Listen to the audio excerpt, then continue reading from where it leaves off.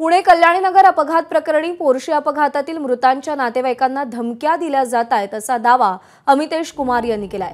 धमक्या मिळाल्याची तक्रार नातेवाईकांकडून करण्यात आलेली नाही अशी ही माहिती पुणे पोलीस आयुक्त अमितेश कुमार यांनी पत्रकार परिषदेत दिली। नातेवाईकांना संपर्क करायसाठी आम्ही या विषयावर ऑलरेडी चौकशी अधिकारी नेमलेली आहे।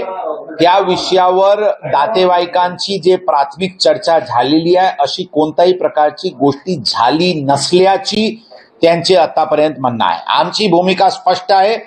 यामध्ये जर कोणताही पोलीस अधिकारी कर्मचारी आरोपीला मदत करण्याच्या दृष्टिकोनातून काही घटनाक्रम केले असतील किंवा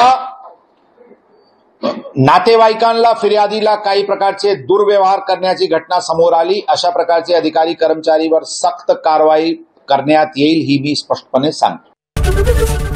एबीपी माझा, उघडा डोळे बघा नीट।